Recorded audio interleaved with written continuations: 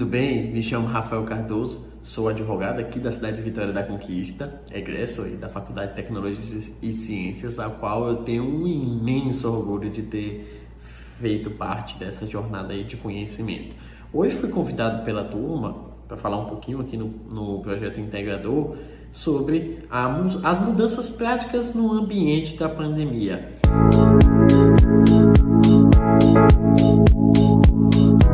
Me limitar a falar um pouquinho sobre o acervo eletrônico de processos e um pouquinho sobre audiências. Pois bem, como é sabido, a Justiça está fazendo aos poucos a migração daqueles processos que eram físicos para o meio eletrônico. Essa transição já vinha acontecendo de maneira natural, só que com a chegada da pandemia, eles foram obrigados a fazer uma transição mais rápida, porque o advogado não podia mais se deslocar até o fórum para ir retirar o processo de lá, levar para casa e devolver para o fórum. Essa rotina foi extinta, praticamente extinta durante a pandemia. Então veja bem, se não pode se fazer isso, o acesso à justiça está automaticamente prejudicado, porque o processo vai estar parado, sem manifestação, sem a participação do advogado, não há andamento processual. Eles começaram a acelerar esse ritmo de transição para o acervo eletrônico dos processos. Esse é um ponto, entre aspas, positivo dentro do contexto pandêmico. Porque hoje, principalmente aqui em Vitória da Conquista, na Justiça Federal, no ambiente da Justiça Federal, praticamente na Justiça Estadual, já está também neste andamento. É um ponto positivo, uma mudança prática dentro do contexto da pandemia que veio para somar e melhorar. Passando para as questões de audiência, no mesmo sentido do acervo eletrônico, que o advogado não podia se dirigir mais ao fórum para pegar o processo e depois voltar para cá, não podia fazer audiência presencial e sem audiência também não tem andamento em várias situações do processo, se viu obrigado a botar a audiência telepresencial, que nada mais é do que a pessoa fazer via internet com celular, computador, seja o que for. E aí veio a maior dificuldade. Haja vista que essa mudança aconteceu de maneira abrupta, não foi algo planejado. Do dia para a noite, o Poder Judiciário falou, não, agora eu vou ter que achar plataformas que eu possa fazer audiência online e aí nós vamos fazendo. E virou um pouco que uma bagunça.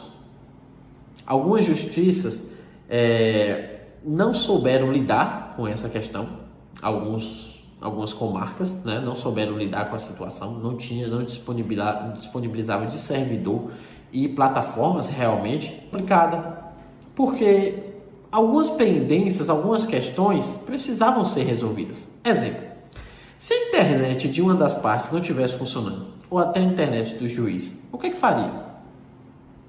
Redesignaria? Marcaria para outro momento? Algumas previsões, alguns decretos do judiciário dizia que não, se uma das partes tivesse a internet prejudicada, o sistema ou o aparelho eletrônico, este era responsabilizado sobre isso. E aí perdeu a audiência, vai sofrer as sanções cabíveis. Já outras entendiam que não, que é normal oscilar a internet, que realmente pode acontecer. Então está esse impasse que precisa ser estudado de maneira pormenorizada. Essa foi a mudança prática mais radical que nós tivemos na pandemia.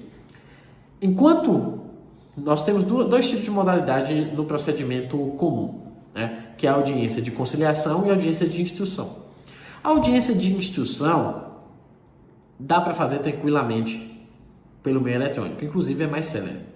Mas a audiência de instrução, que depende de oitiva das partes, de testemunhas, alegações finais, com instabilidade da internet ou com qualquer outra situação que pode pôr em risco aquela audiência, leva prejuízo para uma das partes.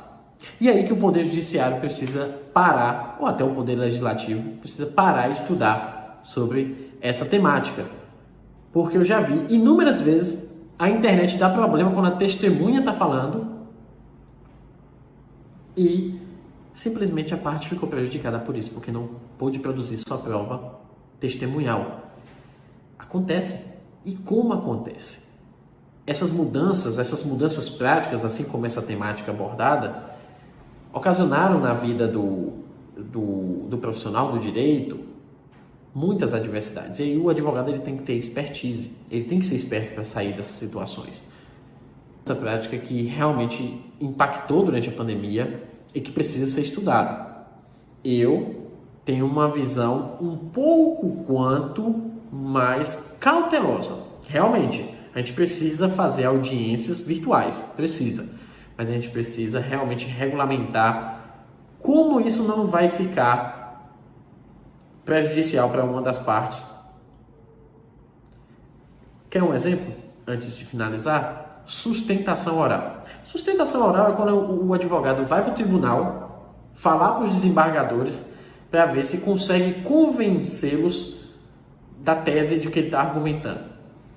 Vocês concordam que presencialmente o advogado ali aclamado, o advogado ali à flor da pele, falando, sentimentalmente falando, a chance de mudança de voto não é maior do que eu aqui, sentado daqui com minha internet instável, com áudio que não sai direito lá para o desembargador? Então perceba um prejuízo muito grande. E a OAB tem se posicionado sobre isso. Eis um grande perigo. Essa foi a mudança prática durante a pandemia, que realmente veio para ficar, mas a gente precisa estudar mais sobre o tema. E com certeza a graduação é o local para que isso aconteça e que realmente consiga ter modificações efetivas para que não ocorra prejuízo para nenhuma das partes. Então, não me alongando mais, eu gostaria realmente de agradecer o convite de falar um pouquinho sobre as mudanças práticas do Poder Judiciário durante a pandemia e reiterar a felicidade de estar aqui hoje voltando como advogado para falar para vocês que são estudantes da faculdade a qual jogou luz no meu caminho em relação ao ensino. Então, meu muito obrigado a todos vocês e precisando, só é seguir aí o meu Instagram, @rafaelcardoso.adv, Rafael com PH, que eu vou estar aí respondendo todos vocês. Muito obrigado.